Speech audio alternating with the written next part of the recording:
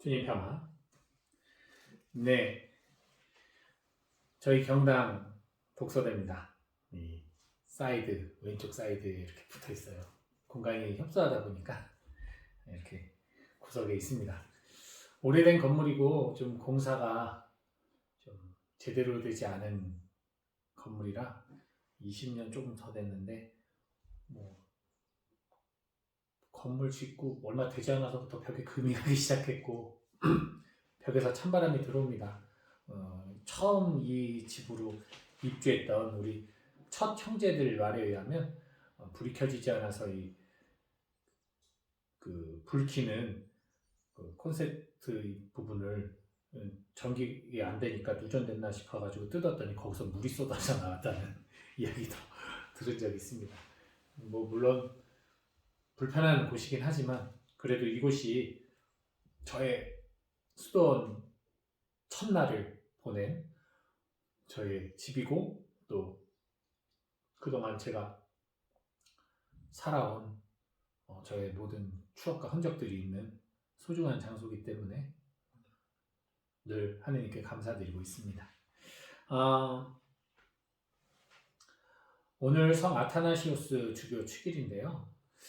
성 아타나시우스는 가장 혼란스러운 극심한 어떤 종교들 간의 다툼, 그리고 또 그 우리 그리스도교 안에서도 여러 가지 그 학설, 신학들이 난무하면서 서로가 자기가 정통이라고 자기가 옳다고 주장하던 시기에 주교로서 정말 정통 그리스도교 신앙을 수호하기 위해서 5번씩이나 유배를 갔다 온 그런 전통신앙, 신학, 가톨릭 신앙의 어떤 아버지라고 불리는 수호자라고 불리는 그런 성인입니다.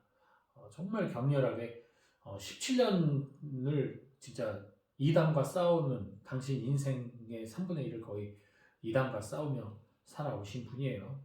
그 열성과 그 고집, 지키기 위한 정통 교리를 수호하기 위한 그 고집, 그것이 이제 그분의 명성을 드높이게 된 계기가 됐죠. 물론 명가함은 있습니다. 그렇게 싸우다 보니 그것이 결국은 배타적으로 흐를 수밖에 없잖아요. 나의 믿음을 지키기 위해서 내 신학, 나의 신념을 지키기 위해서 누군가와 논쟁을 하다 보면 결국은 내가 그 상대방을 꺾어야 되는 거잖아요. 마찬가지입니다.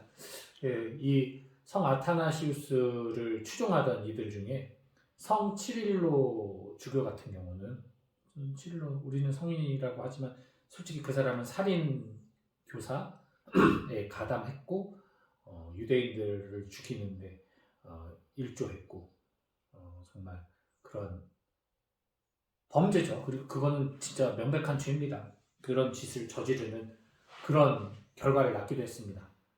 전통을 지키기 위해서 하다 보니까 그러기 위해서는 반대팔을 척살해야 된다라는 그것이 그리고 뭐 비단 그런 성 치릴로에게만 해당하는 것이 아니라 역사적으로 봤을 때 우리 교회의 전통을 수호하기 위해서 혹은 국가가 믿는 하느님, 그 하느님 신앙 안에서 또 하느님을 믿는 사람들임에도 불구하고 타 국가를 침략하면서 내가 믿는 하느님이 정통이고 정이라고 주장하면서 같은 하느님을 믿는 형제들을 죽이고 그들을 악으로 규정하는 그런 말도 안 되는 일들이 벌어지기도 하죠. 어떻게 보면 아까 성 치릴로 주교 얘기도 했지만 어떻게 보면 성인이라고 해서 우리가 다 구원받는다라는 것을 우리는 확신할 수는 없어요. 성인은 우리가 결국은 만든 거니까 우리가 기도하면서 만든 거기 때문에 때로는 뭐 성인전을 진짜 이렇게 두꺼운 성인전이 있거든요. 거기서 보면 이 사람 뭐 한 것도 별거 없는데 왜 성인이지? 라고 하는 사람들도 있기도 해요. 심지어 사실은 우리가 성인은 반드시 거룩하고 구원받는 존재, 그리고 성인이 아닌 사람들, 뭔가 우리가 볼 때 죄인이라고 여기는 사람은 벌을 받고 지옥 가는 존재라고 판단한다면 그건 상당히 오만한 판단입니다. 그건 하느님의 그 법, 하느님의 정의, 하느님의 원칙을 우리가 스스로 깨는 것과 같아요. 이게 무슨 뜻이냐면 12사도들, 예수님과 가장 같이 있었고 예수님의 사랑을 가장 많이 받았던 그들은 다 구원받고 범죄를 저지르는 악한 이는 지옥을 갈 거라고 생각하는 게 통념이겠죠. 우리들이 생각할 수 있는. 하지만 그것이 아님을 성경에선 그대로 드러나잖아요. 12사도의 하나였던 유다는 안타깝게도 예수님께서 그를 너무나 안타까워했죠.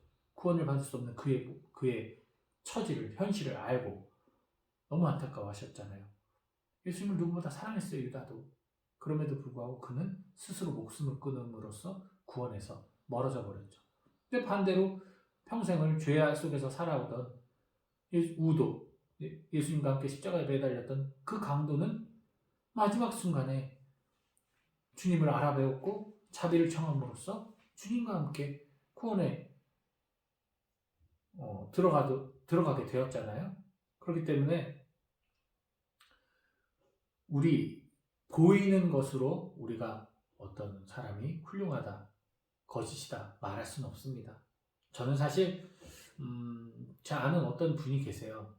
누구라고 말을 못하겠지만 어떤 분이 계신데 많은 사람들의 존경을 받습니다. 많은 사람들이 존경을 받고 아주 훌륭하다, 거룩하다 받아요. 근데 저는 그 사람이 저를 음해하고 많은 사람에게 있지도 않은 허위 사실을 유포했고 그로 인해 저에게 엄청난 피해를 준 증거를 갖고 있어요. 그 글을 제가 받았으니까. 그런 사람입니다. 그러나 지금도 그 사람은 존경받고 있습니다. 그렇게 살겠죠. 그 사람에게 있어서는 저는 악이었던 거예요. 그 사람에게 저는 아무 피해도 준 적 없고 저는 그 사람을 실질적으로 만난 적도 없습니다. 근데 그 사람은 저를 악으로 생각했어요. 나쁜 사람. 아주 악의적인 사람으로 누군가에게 들었겠죠? 그렇게 규정하고 사람들에게 있지도 않은 자기가 들은 이야기를 퍼뜨려서 저를 정말 많이 고통스럽게 만들었었어요. 근데 저는 실제로 지금도 그 사람을 만난 적이 없습니다. 하지만 그 사람의 글을 갖고 있죠. 그거죠. 사람들은 몰라요. 그냥 그 사람의 보이는 모습은 거룩하니까 훌륭한 사람, 구원 정말 하느님 나라에 가까운 사람이라고 여기겠죠. 근데 저는 알거든요. 그 사람의 뒤의 모습이 어떤지. 한 사람을 정말 얼마나 많은 시간 고통으로 이끌었었는지. 그런 것을 볼 때 저도 마찬가지입니다. 제가 유튜브 방송을 한다고 해서 여러분들께 복음 이야기를 나누고 한다고 해서 저가 그 말씀이 여러분들에게 어떤 기쁨을 주고 유익을 주고 또 여러분들의 삶에 좋은 영향을 끼치고 선한 영향력을 끼친다고 해서 제가 선한 사람이냐? 그렇게 말할 수 없다는 거죠. 그렇게 생각하는 건 여러분의 몫인 거고 저 자신은 결코 스스로 선하다고 말할 수 없는 사람입니다. 저도 욕심 있고 나태하고 또 판단하고 때로는 의도적이든 아니 혹은 의도하지 않던 간에 형제들에게 상처를 주는 말을 하면서 그것에 대한 통해보다는 그 형제는 그렇게 당하는 게 싸라는 그런 생각을 할 때도 있고 물론 사과를 해요. 저는. 근데 속으로는 그럴 때도 있고 그런 생각을 할 때마다 저에게 그런 고통을 줬던 그 사람을 미워하는 마음을 멈추게 되죠. 제가 용서를 하고 안 하고는 아닌 것 같아요. 만난 적이 없으니 용서하고 안 하고는 없지만 이제는 그 사람을 벌써 오래됐어요. 이제는 그 사람을 그냥 내려놨습니다. 하느님에게 맡긴 거죠. 저는 더 이상 죄를 짓고 싶지 않으니까. 그렇게 되더라고요. 사실 그런 모습, 우리가 보이는 모습에 현혹이 될 때 얼마만큼 주님의 뜻에서 멀어지는지를 오늘 복음이 알려주고 있어요. 예수님이 5,000명을 먹이신 후에 그 많은 군중들은 예수님에게 매료됩니다. 그래서 마치 무슨 예수님이 범죄를 저지른 것도 아닌데 예수님을 추격하기 시작해요. 예수님의 흔적을 찾아서 막 배를 나누어 타고, 요즘으로 따지면 차를 나누어 타고 예수님을 찾아 헤맵니다. 그래가지고 결국 예수님을 찾아와서 여기 언제 이쪽에 오셨냐고 막 하면서 반가워하죠. 예수님께서 말씀을 하시죠. 너희는 표징을 보았기 때문이 아니라 빵을 배불리 먹었기 때문이다. 즉 지금 나에게 필요한 무언가를 해준 거야. 지금 나에게 필요한 위로 혹은 필요한 어떤 기쁨, 필요한 만족을 채워준 거예요. 그리고 그런 만족을 채워준 사람은 나에겐 선한 사람이고 나에겐 좋은 사람이니까 따라다니는 거죠. 실질적으로 우리 교회 훌륭하신 신부님이라던가 또 어떤 막 능력이 있는 우리가 흔히 말하는 아주 거룩하고 성인과 같은 살아있는 성인처럼 보이는 그런 훌륭하신 그리스도인들 쫓아다니시는 분들 많잖아요. 왠지 그분들한테 가서 안수 한번 받고 그분들 기도 한번 받으면 어때요? 뭔가 진짜 더 큰 은총을 받은 것 같고 더 큰 유익을 얻는 것 같고, 그래서 막 쫓아다니시는 분들 계세요. 표징을 보셔야 돼요.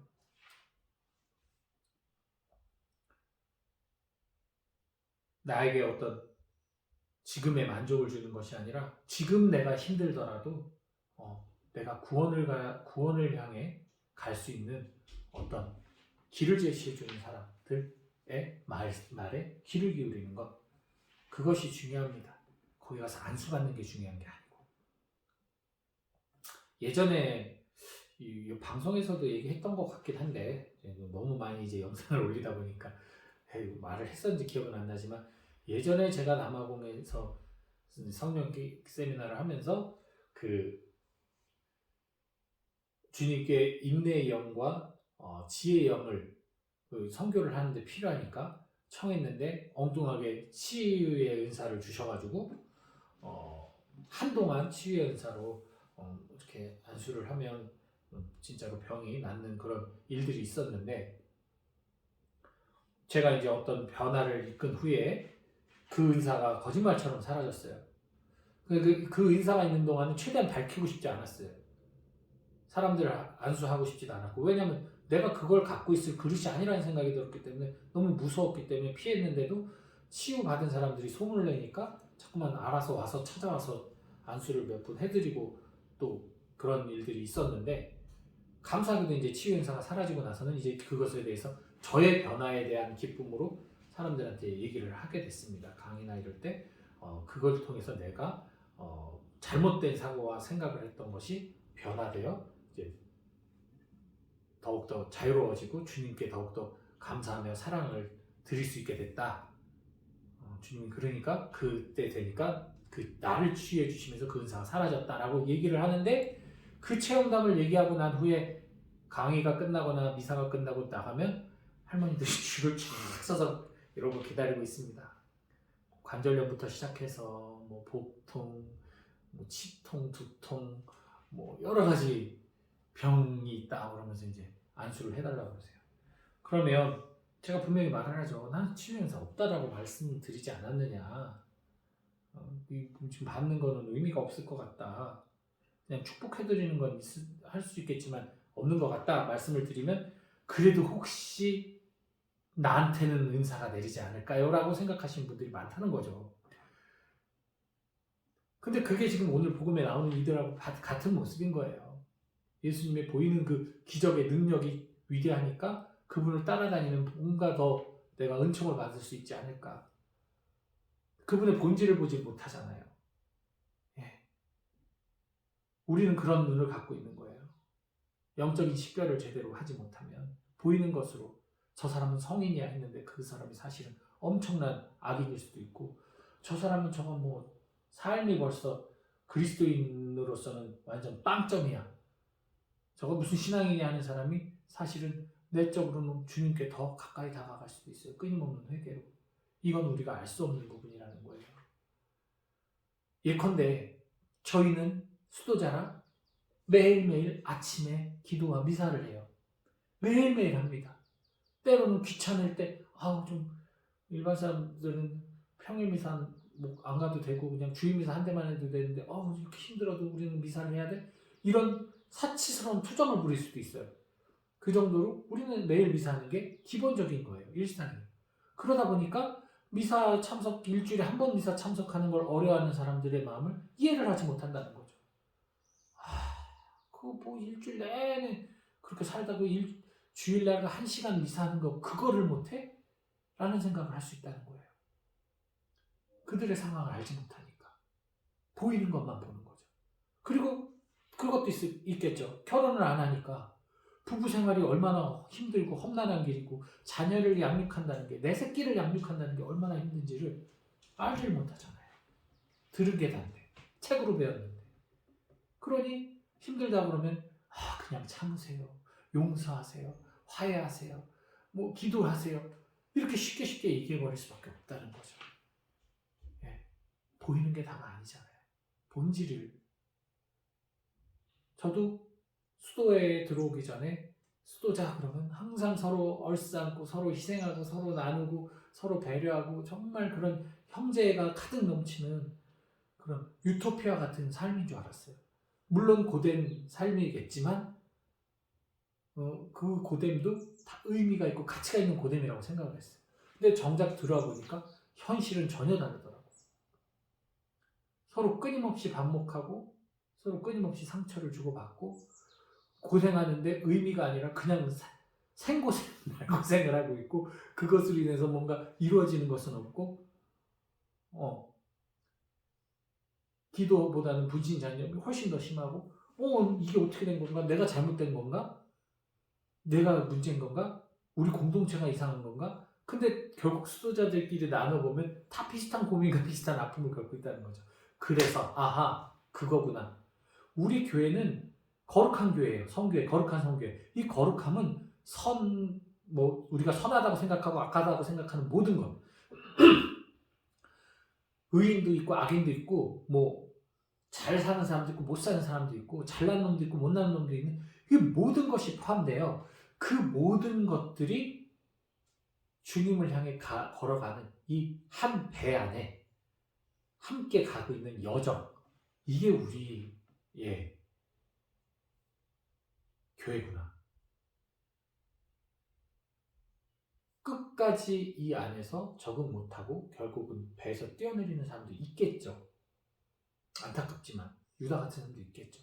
하지만 끝까지 함께 한다면 비록 부족하고 모자라도 함께 주님의 나라에 도달할 수 있다는 거예요. 그렇기 때문에 내가 저 형제를 미워하는 거, 싫어하는 거 큰 의미는 없는 거죠. 함께 구원의 길을 가고 있기 때문에, 도반이기 때문에. 그래서 오늘 좀 많은 이야기를 한 것 같은데 여러분들 보이는 게 다가 아니라는 거. 그래서 남을 보고 남의 시선에 너무 마음을 뺏기는 것은 오히려 나의 신앙을 쉽게 잃어버리거나 나의 신앙이 변질될 수 있는 위험이 있습니다. 되도록이면 다른 것들은 함께 좀 서로를 돕기 위해서는 서로를 바라봐줘야겠죠. 관심도 가져야겠지만 적어도 신앙생활만큼은 나를 향해 있어야 된다는 거. 나를 바라보고 남을 판단하지 말고 나의 신앙을 내가 잘 지키는 것. 그건 되게 중요하다고 봐요. 아침에 성물도를 바치는데 이 형제가 선창한 형제가 좀 이상하게 했어요. 잠비아 사람이다 보니까 이상하게 읽었어. 그랬더니 저도 그렇더라고. 그 이상하게 읽은 게 귀에 남으니까 저걸 이따가 얘기를 해줘야지 이 생각을 하다 보니까 제가 기도를 놓치더라고요. 제가 놓쳤는데 다른 형제도 그러고 다른 형제도 다 놓치기 시작을 했어요. 물론 그게 다른 분심일 수도 있겠지만 그렇게 남에게 신경을 쓰다가 결국 내가 할 것을 놓치게 될 수도 있다는 거죠. 그러니 남의 티를 빼는 생각은 하지 말고 제 들보에 더 관심을 갖고 사셨으면 좋겠어요. 그리고 우리 교회는 절대 어떤 다 좋고 다 아름답고 다 선한 것만 모이는 것이 아니라 모든 것이 다 포함되어 있는, 그리고 주님은 그 모든 것을 위해 오셨음을 항상 기억하시고 내 이웃과 좀 더 연대하고 사랑하는 그러한 아름다운 신앙인이 되도록 노력합시다. 주님 평안.